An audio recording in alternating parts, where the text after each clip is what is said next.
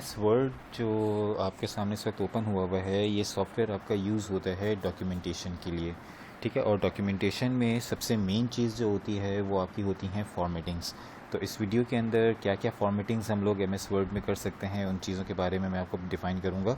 सबसे पहले मैं ये कमांड इंसर्ट कर रहा हूँ, is equals to rand bracket open bracket close. इस कमांड से आपके पास कुछ रैंडम पैराग्राफ्स ये आपको बना के देता है वर्ड। तो ये फीचर वर्ड के लिए होता है, जिससे आपके पास डिफरेंट पैराग्राफ आ जाते हैं जस्ट फॉर प्रैक्टिस, सारी डिटेल वर्ड के बारे में।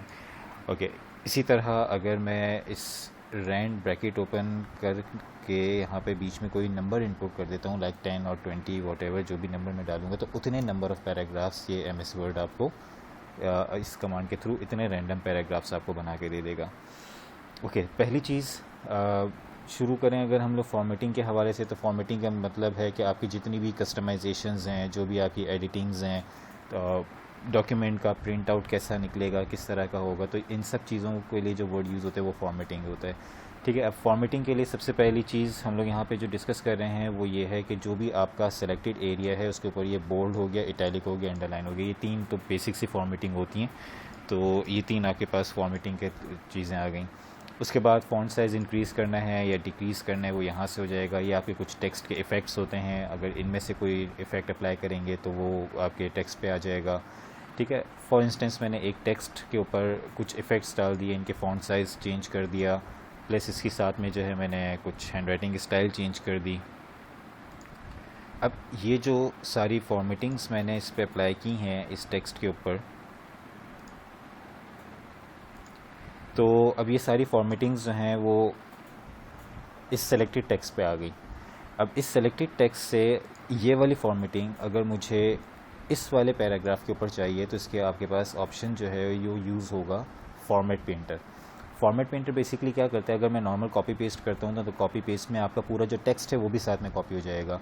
बट फॉर्मेट पेंटर का फ़ायदा ये होता है कि अगर मैंने फॉर्मेट पेंटर सेलेक्ट किया है तो इससे सिर्फ आपके टेक्स्ट की फॉर्मेटिंग कॉपी होती है, टेक्स्ट कॉपी नहीं होता। तो फॉर्मेटिंग कॉपी करने के बाद जो टेक्स्ट मैं सेलेक्ट करूँगा उस टेक्स्ट के ऊपर आपकी वही सेम फॉर्मेटिंग अप्लाई हो जाएगी। तो ये आपके पास एक इम्पॉर्टेंट चीज़ होती है फॉर्मेट पेंटर। सिमिलरली अगर मैंने किसी टेक्स्ट के ऊपर कुछ मल्टीपल फॉर्मेटिंग्स अपने हिसाब से कुछ कस्टमाइजेशंस अप्लाई की, कुछ हैंड राइटिंग स्टाइल्स हैं या कोई जो भी फॉर्मेटिंग मुझे सही लग रही थी अपने डॉक्यूमेंट के हिसाब से, तो वो सारी फॉर्मेटिंग्स जो हैं उनको फॉर फ्यूचर यूज़ अगर मैं सेव करना चाह रहा हूँ तो उसको सिलेक्ट करके उनमें से कोई भी एक वर्ड सेलेक्ट करके यहाँ पे आपके पास स्टाइल्स का ऑप्शन आता है। तो स्टाइल्स में कुछ आपके डिफ़ॉल्ट स्टाइल्स बने हुए होते हैं, नॉर्मल है, नो स्पेसिंग वाला है और हेडिंग है, इस तरह के आपके स्टाइल्स होते हैं। इसमें आप ऑप्शंस को मोर ऑप्शंस में जाके क्रिएट अ स्टाइल करके कोई भी स्टाइल दे सकते हैं। फॉर एग्जांपल मैंने इसको दे दिया वर्ड, उसके बाद ओके कर दिया, तो वो जो स्टाइल है वो यहाँ पे ऐड हो जाएगा। नेक्स्ट टाइम जब भी मुझे वो वाला स्टाइल चाहिए होगा, वो वाली फॉर्मेटिंग चाहिए होगी, तो मुझे सिर्फ सेलेक्ट करने के बाद वो स्टाइल पे क्लिक करना है और वो पूरी फॉर्मेटिंग जो उसके अंदर सेव हुई हुई थी वो आपके सेलेक्टेड टेक्स्ट के ऊपर अप्लाई हो जाएगी। इसी तरह फॉर्मेटिंग आपकी अप्लाई हो गई। अगर मुझे इन फॉर्मेटिंग्स को रिमूव करना है तो रिमूव करने के लिए आपके पास ऑप्शन जो सिंपल सा होता है वो होता है ये वाला। इस ऑप्शन का नाम होता है clear all formatting.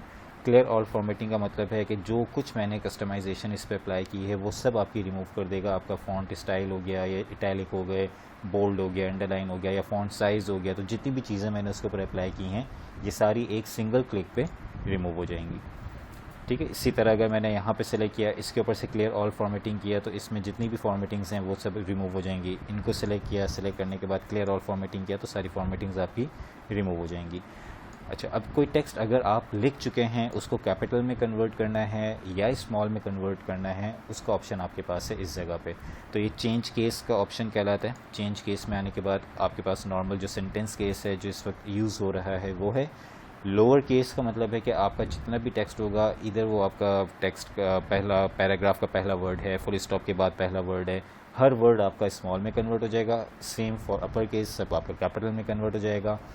Capitalise each word से आपके पास हर वर्ड का जो फर्स्ट लेटर है वो कैपिटल हो जाएगा।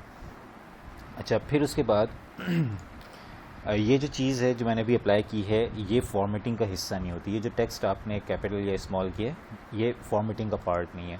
तो अगर इसको आपने दोबारा से सेव करना है या दोबारा नॉर्मल करना है तो आपको दोबारा से इसको सेंटेंस केस पे लाना पड़ेगा। अच्छा, फिर हम बात कर लेते हैं थोड़ी सी अलाइनमेंट्स के हवाले से। अलाइनमेंट्स क्या हैं कि जिस तरह आप देख सकते हैं कि ये मेरा जो टेक्स्ट मैंने सेलेक्ट किया है, ये स्टार्ट सब एक साथ हो रहा है, ठीक है, लाइन इसकी बिल्कुल अलाइंड है ये, लेकिन जो पैराग्राफ आपके पास एंड हो रहा है वो आपका अलग अलग जगह पे हो रहा है, तो जितनी जिस वर्ड की रिक्वायरमेंट होती है उसके हिसाब से।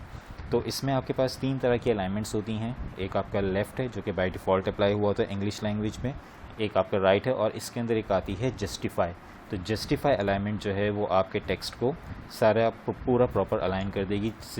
जिस तरह से सारी लाइंस आपकी एक साथ स्टार्ट हो रही हैं, इसी तरह आपकी सारी लाइंस जो हैं वो एक साथ एंड भी होंगी।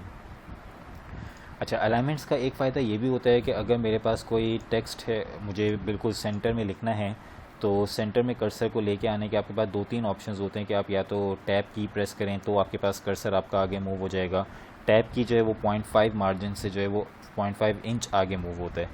इसी तरह अगर आपको जो है वो इसमें चाहिए कर्सर, आप टैब की से लेके आ सकते हैं या स्पेस बार दबा के लेके आ सकते हैं, ठीक है। तो ये सारे मल्टीपल आपके ऑप्शंस होते हैं, लेकिन इन सब में से बेहतर तरीका ये है कि अगर आपको कर्सर सेंटर में चाहिए है तो आप इसकी अलाइनमेंट को सेंट्रलाइज़ करवा दें, तो कर्सर आपका एग्जैक्टली पेज के सेंटर में आएगा, आपको देखने की ज़रूरत नहीं है कि वो सेंटर में है या नहीं। और फिर उसके बाद अगर जो भी टेक्स्ट आप इस पर टाइप करेंगे वो उसके बाद उसकी अलाइनमेंट जो है वो खुद सेट रखेगा। तो ये आपके हो गए अलाइनमेंट्स। अलाइनमेंट्स के बाद नेक्स्ट ऑप्शन आपके पास हैं बुलेट्स। बुलेट्स का जो ऑप्शन है ये आपका सिंपल से, अगर आपको पॉइंट्स बनाने हैं, फॉर एग्जांपल मुझे एमएस वर्ड में कितने सॉफ्टवेयर्स हैं उसकी एक लिस्ट बनानी है, तो मेरे पास ऑप्शन है कि या तो मैं इस तरह के बुलेट्स को इस्तेमाल करूं या नंबरिंग वाले बुलेट्स का यूज़ करना है, तो वो ये वाले ऑप्शंस आपके पास हैं। तो अगर मुझे नंबर्स चाहिए हैं तो मैं यहाँ पे सेलेक्ट कर लेता हूँ नंबर्स, और इसके अंदर मैंने एमएस ऑफिस के सॉफ्टवेयर्स के नेम्स लिख दिए। फॉर एग्जांपल एमएस वर्ड है, एमएस एक्सेल है, ठीक है, या एमएस पावर पॉइंट है। तो इस तरह आपके पास जो है वो आपकी एक बुलेट्स की लिस्ट बन जाएगी। तो ये आपके पास ऑप्शन अवेलेबल है इस जगह पे। तो ये आज इसमें हमारे पास कुछ मल्टी लेवल बुलेट्स भी होते हैं। अब हम मल्टी लेवल बुलेट्स को देखते हैं। फॉर इंस्टेंस मेरे पास एक हेडिंग है, उसका नेम है माइक्रोसॉफ्ट। अब माइक्रोसॉफ्ट के अंदर आपके पास एक सॉफ्टवेयर है जिसका नाम है एमएस ऑफिस, ठीक है। अब माइक्रोसॉफ्ट मेन कंपनी, माइक्रोसॉफ्ट का एक सॉफ्टवेयर आ गया एमएस ऑफिस। अब एमएस ऑफिस में क्या क्या चीज़ें हैं? एमएस वर्ड है, एमएस एक्सेल है, एमएस पावर पॉइंट है, ठीक है। तो और इसके अलावा एमएस नोट है, एमएस एक्सेस है। तो वो बहुत पूरा एक सूट होता है जिसमें से मैंने 3 जो नॉर्मली बहुत मोस्ट कॉमन यूज़ होने वाले सॉफ्टवेयर हैं उनके नेम्स लिख लिए। अच्छा, एमएस ऑफिस के अंदर क्या क्या चीज़ें हैं, या एमएस ऑफिस का पर्पस क्या है? आपका डॉक्यूमेंटेशन हो गई, ठीक है। इसके अलावा इसमें आपके जो हैं वो अलाइनमेंट्स हो गई, ठीक है। इसके अलावा इसमें आपके बुलेट्स हो गए, ठीक है। ये मैंने पूरा एक छोटा सा कंटेंट बना लिया जो रिलेट करता है एमएस वर्ड पे। अच्छा, अगर हम एमएस वर्ड से आगे जाएं तो एमएस वर्ड के बाद आपके पास इसमें थोड़ा सा एमएस वर्ड ऑफिस के बाद होगा एमएस वर्ड। अच्छा, अब इसमें आपके एक्सेल पे आ जाते हैं। तो एक्सेल में आपके पास क्या क्या चीज़ें होती हैं? फार्मूलाज हैं, कैलकुलेशंस हैं, ठीक है। ये इसके अलावा डैशबोर्ड्स हैं,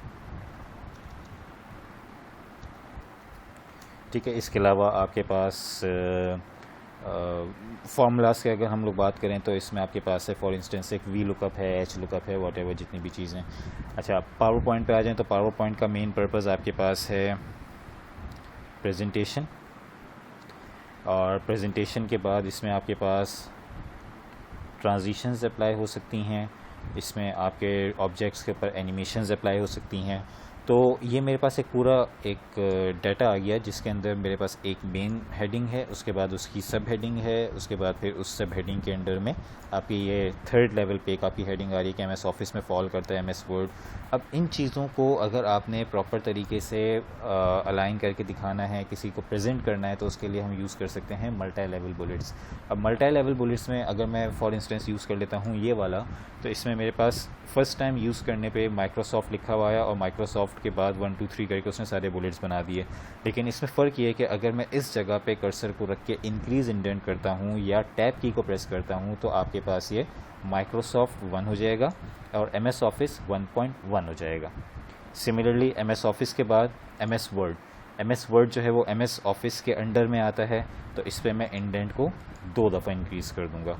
ठीक है, अब ये जो ये वाली हेडिंग्स हैं ये सारी ये आती हैं एमएस वर्ड के अंडर में, तो मैं यहाँ पे 1 2 3 टाइम्स जो है वो मैं इंडेंट को इंक्रीज़ कर दूंगा। ठीक है, फिर उसके बाद एमएस एक्सेल आएगा इस वाले हेड में, तो इसके लिए मुझे यूज़ करना पड़ेगा 2 टाइम्स। उसके बाद ये जो सारी चीज़ें आती हैं ये हैं एमएस एक्सेल के अंडर में, तो इसके लिए मुझे प्रेस करना पड़ेगा 3 टाइम्स। ठीक है, फिर उसके बाद ये पावर पॉइंट इसको 2 टाइम्स करूँगा तो ये यहाँ पे आ जाएगा। उसके बाद इसकी जो अंडर में हेडिंग्स आती हैं इसको अगर मैं 3 टाइम्स इंडेंट को इंक्रीज़ करूँगा तो इस तरह से प्रेजेंट हो जाएगा। तो ये जो चीज़ होती है this is called multi level bullets, और इनका पर्पज़ ये होता है कि अगर आपको प्रॉपर तरीके से हेडिंग के थ्रू किसी चीज़ को डिफ़ाइन करना है कि क्या चीज़ मेन हेडिंग है और क्या चीज़ उसकी सब हेडिंग है, तो इसके लिए one of the best option आपके पास जो वर्ड में है वो मल्टी लेवल बुलेट्स हैं। ओके, मल्टी लेवल बुलेट्स के बाद अगर हम आगे चलें तो इसमें आपके पास लाइन एंड पैराग्राफ स्पेसिंग का ऑप्शन बहुत ज़्यादा यूज़फुल है। ठीक है, इसके अंदर क्या होता है कि अगर आपके पास ये 2 आपके पैराग्राफ्स हैं, इन पैराग्राफ्स के बीच की जो ये स्पेस है ये आपकी एडजस्ट करने के लिए यूज़ हो सकता है। इंक्रीज़ करना है या डिक्रीज़ करना है, ये दोनों ऑप्शंस आपके पास होते हैं, या कितनी स्पेसिफिक पॉइंट आप बता सकते हैं कि कितने उसके बीच में स्पेस होनी चाहिए। तो बाय डिफ़ॉल्ट जो है ये 1 पे सेट हुआ होता है। अगर मैं इसको 1.5 करूँगा तो ये थोड़ा सा आपके पैराग्राफ की स्पेसिंग को बढ़ा देगा। अगर मैं इसको 2 कर दूँगा तो ये और मज़ीद आपके पास आपकी 2 लाइन्स के बीच की स्पेसिस को इंक्रीज़ कर देगा। तो इस ऑप्शन का काम ये होता है कि जो पैराग्राफ के स्पेसिस हैं उनको रिमूव करना या उनको ऐड करना, तो इसके लिए हम यूज़ कर सकते हैं लाइन एंड पैराग्राफ स्पेसिंग के ऑप्शन को। अच्छा, फिर उसके बाद नेक्स्ट आपके पास यही लाइन एंड पैराग्राफ स्पेसिंग को अप्लाई करने के लिए आपका एक डिफ़ॉल्ट स्टाइल बना हुआ होता है। मैं इसको दोबारा से नॉर्मल कर देता हूँ, लाइन एंड पैराग्राफ में जाके 1.1 इसको कर देते हैं हम। ओके उसके बाद आगे चलते हैं नेक्स्ट। इसमें अगर हम नो स्पेसिंग पे पहले मैं सारे ले आता हूँ। फॉर इंस्टेंस मेरे पास ये जो 3-4 पैराग्राफ्स नीचे के बचे हैं इनके अंदर उसी तरह से स्पेसेस आ रही हैं, तो एक ऑप्शन हम लोगों ने यहाँ से देखा कि यहाँ से रिमूव करवा सकते हैं। दूसरा आपके पास ये होता है कि जो जहाँ पे हम लोगों ने अपना एक स्टाइल ऐड किया था, यहाँ पे एक स्टाइल पहले से ऐड हुआ होता है, इसका नाम होता है नो स्पेसिंग। तो ये नो स्पेसिंग वाले ऑप्शन से आपके पास जो लाइन के बीच की जो स्पेसेस आ रही थी पैराग्राफ के बाद की, वो आपकी बिल्कुल रिमूव हो जाएंगी। तो ये दोनों ऑप्शंस यूज़ हो सकते हैं। और इंक्रीज़ करना है तो अगेन जितना आपको इंक्रीज़ करना है उस हिसाब से आप यहाँ पे इसको डिफ़ाइन कर दें कि भाई कि लाइन के बीच में कितनी स्पेसेस हों और क्या उसकी एडजस्टमेंट होगी, तो इन चीज़ों को यहाँ से एडजस्ट कर सकते हैं। अच्छा, फिर उसके बाद नेक्स्ट आपके पास ऑप्शन यहाँ पे जो है ये आपके कुछ शेडिंग से रिलेटेड है। हाईलाइट करना है किसी टेक्स्ट को। हाईलाइट में ये वाला जो हाईलाइट है ये डिफरेंट होता है, ये थोड़ा सा अलग तरीके से अप्लाई होता है, ये भी हाईलाइट हो रहे होते हैं। लेकिन अगर हम शेडिंग के थ्रू इस चीज़ को अप्लाई करेंगे तो वो थोड़े से डिफरेंट होते हैं। अब इसमें आप देख सकते हैं कि आपके पास सिर्फ उतना ही पैराग्राफ उतना ही एरिया आपका हाईलाइट हुआ जितना पे टेक्स्ट था, ये आपके एग्जैक्टली टेक्स्ट को हाईलाइट करेगा। ऑन दी अदर हैंड ये जो शेडिंग का ऑप्शन है ये आपके पास आपका पूरा जो पैराग्राफ है उसके हिसाब से पूरे उसको जो है वो फॉर्मेट कर देगा। तो ये दोनों ऑप्शंस के अलग अलग यूजेज होते हैं, तो जिस वक्त जिस ऑप्शन की ज़रूरत हो उस वक्त हम उस ऑप्शन को इस्तेमाल कर सकते हैं। ओके, फिर उसके बाद अगेन फॉर्मेटिंग्स को रिमूव करना है, तो मैं सेलेक्ट करने के बाद क्लियर ऑल फॉर्मेटिंग करवा देता हूँ, तो यहाँ से सारी फॉर्मेटिंग्स आपकी रिमूव हो जाएंगी। लेकिन इस ऑप्शन से आपके जो हाइलाइट्स हैं ये रिमूव नहीं होते, ठीक है, क्योंकि हाइलाइट्स हैं वो कुछ इंपॉर्टेंट चीज़ भी हाईलाइट हो सके तो ये फॉर्मेटिंग का हिस्सा नहीं होता, तो इस वजह से क्लियर ऑल फॉर्मेटिंग करने से ये रिमूव नहीं होते। इसको रिमूव करने के लिए अलग से आपको ओपन करके नो कलर करना पड़ेगा। ठीक है, तो ये आपके पास हो गया हाईलाइटिंग का और शेडोज़ का, शेडिंग का डिफरेंस।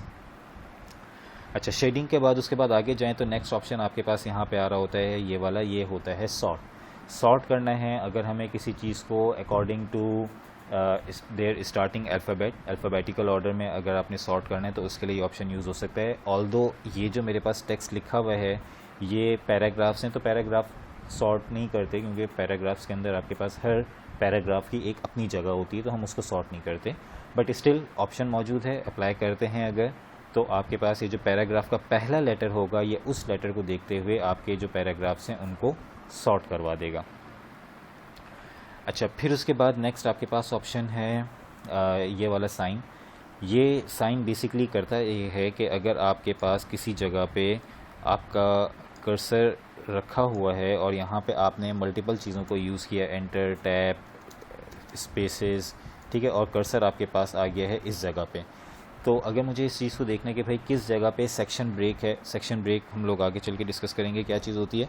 तो अगर हमें देखना है कि भाई कहाँ पे पेज ब्रेक हुआ है, कहाँ पे सेक्शन ब्रेक हुआ है और कहाँ पे एंटर और टैब की को प्रेस किया गया है, तो ये जो ऑप्शन है ये आपको इस बात को क्लियर कर देगा। इस ऑप्शन के एक्टिवेट करते ही आपके पास जो है वो जहाँ जहाँ एंटर प्रेस हुआ होगा वहाँ पे ये वाला सिंबल बना हुआ आएगा, जहाँ स्पेस बार प्रेस हुआ था वहाँ पे डॉट डला हुआ आ जाएगा, और जहाँ पे टैब की को प्रेस करेंगे वहाँ आपके पास एक एरो बना हुआ आ जाएगा।